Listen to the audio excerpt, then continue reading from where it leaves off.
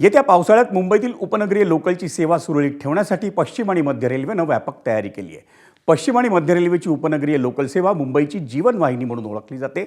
कॉलेजला जाणाऱ्या तरुणाईपासून विविध वयोगटातल्या स्त्री पुरुष नोकरदारापर्यंत लाखो मुंबईकरांचा रोजचा प्रवास हा उपनगरीय लोकलवर अवलंबून असतो। त्यामुळे येत्या पावसाळ्यातही उपनगरीय लोकलची वाहतूक अखंड सुरू राहावी यासाठी नालेसफाई, पाणी निचरा, ट्रॅक सुरक्षा, जलपातळी निरीक्षण आणि आपत्कालीन यंत्रणांची कामं करून घेण्यात आल्याचा दावा करण्यात येतोय।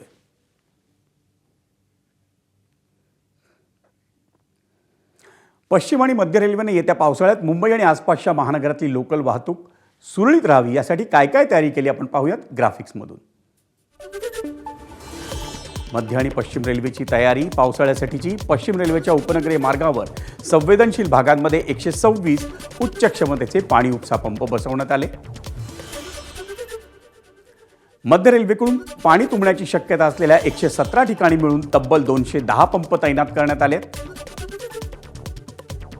काही ठिकाणी 2-2 पंपांची व्यवस्था आहे, त्यामुळे पाण्याचा वेगाने उपसा करण्यास मदत होईल।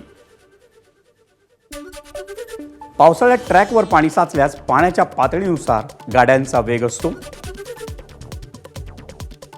ट्रॅकवर 2 इंचांपर्यंत पाणी असल्यास ट्रेन्स नियमित वेगाने धावतात। पाण्याची पातळी 4 इंच झाल्यास ट्रेन्स नियंत्रित वेगाने धावतात। ट्रॅकवर 6 इंचापर्यंत पाणी साचल्यास किंवा त्यापेक्षा अधिक पाणी साचल्यास लोकलची वाहतूक थांबवण्याचा निर्णय घेण्यात येतो। ड्रोन कॅमेरा, अत्याधुनिक सक्शन पंप आणि मशीन्स तैनात करण्यात आले। नाले, भूमिगत जलवाहिन्यांच्या साफसफाईवर देखरेख ठेवण्यासाठी ड्रोन आणि फ्लोटर कॅमेरा ड्रोनचा वापर करण्यात येईल। खोल गाळ काढण्यासाठी अत्याधुनिक सक्शन आणि डिस्लजिंग मशीन्स तैनात करण्यात आल्या।